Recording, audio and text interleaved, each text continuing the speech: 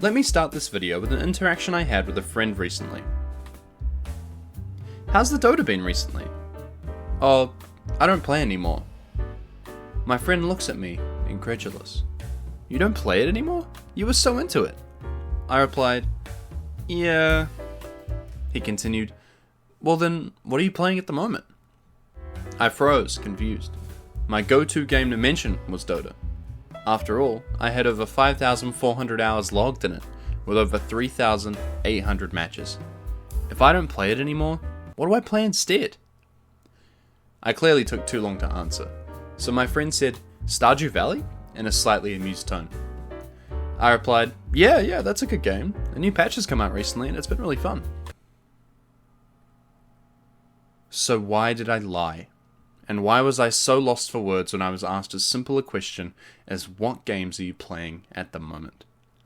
And why did I even stop playing Dota in the first place? Well, it's a little complicated. The beginning of my relationship with Dota 2 was like many others. I saw it was a game that my friends enjoyed, and it being a Valve game, TF2 is my favourite game at the time, my 14-year-old self decided to give it a shot. I booted into the lackluster tutorial, learnt the basics, and launched myself into a few bot matches. I played Morphling and Wraith King, among others. After a loss in my first official game with other players in December of 2013, I didn't pick up the game again until about May of the following year. I became enamored with the fast-paced strategic gameplay, which left a lot of room for funny moments and unfortunate mistakes. In the early days, playing Dota was all about having fun with my friends and getting up to goofy hijinks as any teenager would.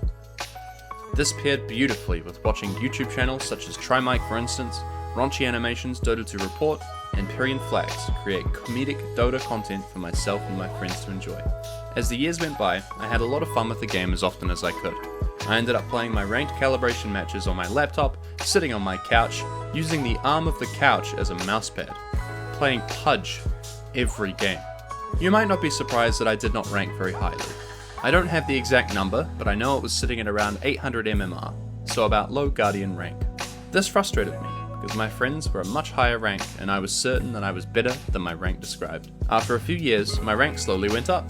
It eventually settled around the 1600 mark, about double my starting MMR, and I was extremely happy with this.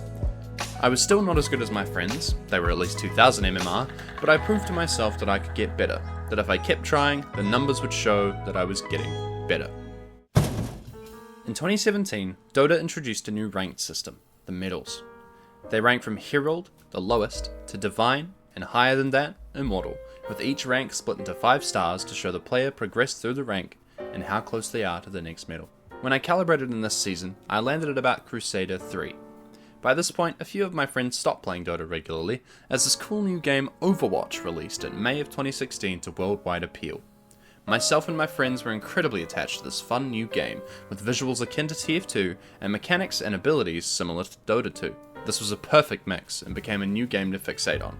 The Overwatch stage persisted for a while, shown not really in 2016's match calendar, but certainly 2017's. Overwatch was the game to play, with new content and characters releasing often enough to keep attention, with an interesting lore and fun world to explore. This was in stark contrast to Dota, which did get some meaningful content released during the season of the International, esports' largest tournament with prize pools worth millions of dollars. But when not in this period, this appeared to stagnate a bit with new content. The shiny and new Overwatch drew myself and all of my friends to play that instead. Playing Overwatch reminded me of the rank system in Dota. It also reminded me of the feeling of being better than my rank described, and that I was certainly getting screwed by the system, being put in matches with my teammates who always happened to do terribly, and enemy team members who had incredible aim and also obviously definitely cheated. This was not the case, just how I felt at the time. This feeling was a lot. I felt like I was terrible at the game and inferior to my friends because of it. I haven't spoken about the mental toll that these two games, mainly Dota, have taken on me, and that is for a good reason. It is easy to think about these goofy hijinks I did in Dota in the early days, trying silly builds that some Dota YouTuber would make a video about, and having fun winning or losing with them. But what I excluded was the heavy toll taken on my mental health. Playing a game like Dota or Overwatch regularly comes with a lot of stress. You have to make very important decisions on a dime, based only on the information in front of you, and often you'll probably be wrong, resulting in your team losing an objective or even the game. These decisions can sometimes feel like the weight of the world was being thrust upon you, not just by the enemy team, but by your teammates. With this perspective, if you make a decision and it's wrong, and you're berated for it by your teammates, it is immensely frustrating. This caused me to have several outbursts throughout my time playing Dota, and partly Overwatch 2, and this crushed me. I hated getting frustrated and lashing out at a friend, someone I loved and cared about. Most of the time it was just because I had thought of myself as better, and I thought I could have made a better choice. Which is unfair considering the person making the choice is them and not myself. Either that, or I messed up and chose to blame it on myself instead of understanding my own mistake and learning from it. This improved greatly over the years, and I am immensely proud of my progress and the person that I've become. This was improved further with watching a lot of videos from BSJ, or Banana Slammer Jammer, feels weird using his government name, as his focus was on getting better at Dota, but also getting better as a person, and improving your own communication skills and mental health. This helped a lot, and provided a very different perspective to learning Dota. When I moved out of home in 2019, I began somewhat of a Dota renaissance. Everyone in my flat played Dota, so we would play pretty regularly.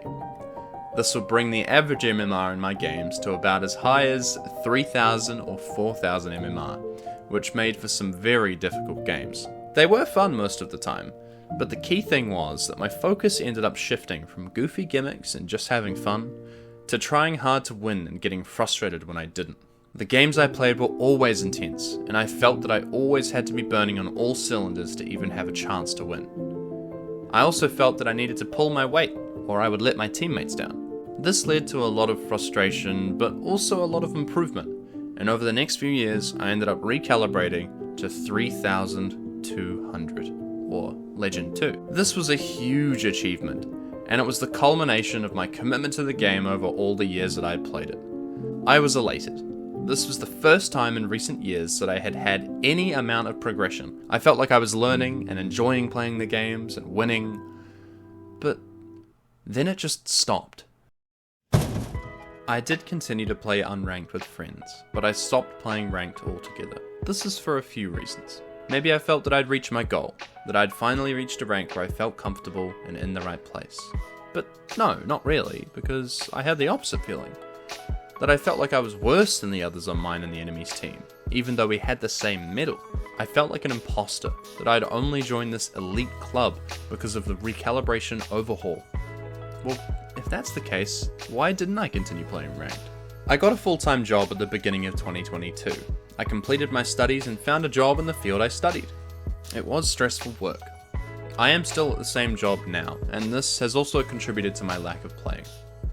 I usually found that I would wake up, go to work and be stressed all day, and then come home through stressful traffic to get even more stressed playing Dota. I realized it just was not worth it. It wasn't worth being stressed all the time, attempting to unwind after a stressful day with a game of ranked.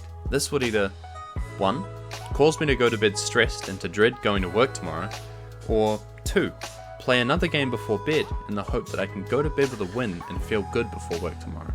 Either way, Dota was controlling my emotions. I was not emotionally strong enough to have a loss not get to me and affect me even after the match was over. Eventually though, I decided enough was enough. I stopped playing, consistently. There might be an odd game here or there, but nothing like it used to be. To circle back on the conversation that caused me to make this video, I lied because I was given a way out of the conversation, a path that I could use to thaw myself out of the paralysis that overcame me in that moment. Why was I so stun-locked? Well, I was so used to saying Dota 2 was all I played. I never left too much room for anything else. I missed a lot of games that came out since I was spending so much time on Dota. To answer your question, I've been playing a lot of Honkai Star Rail recently, along with Monster Hunter World and Elden Ring. These games are all a lot of fun for different reasons, and even though they've been difficult, they have not affected me after I turn off the game. Finally, why did I stop playing Dota? Well, if you've made it this far in the video, first of all, I'd like to commend your effort and for spending your precious time with me. I appreciate it. I stopped playing Dota because I wanted to put more focus into taking care of myself and those around me. I stopped playing Dota because I was sick and tired of putting myself down and feeling shit after an evening of games.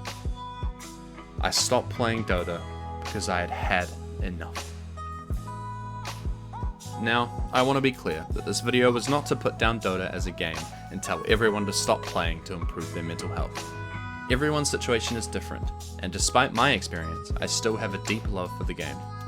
I will continue to watch the International every year, and most likely hop on for a game or two now and then.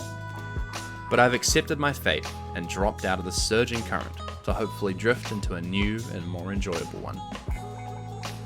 To anyone who might be in the same situation, please take stock and step back. Understand your reasons for playing and check in with how you feel when you play. If you need time off, take some time off. Don't let Dota or any other game control your emotions. Thank you so much for watching. Feel free to like the video and subscribe if you'd like to see more. I also stream on Twitch, twitch.tv/Nikoloth. I'll be on sometimes. But until then, catch you later.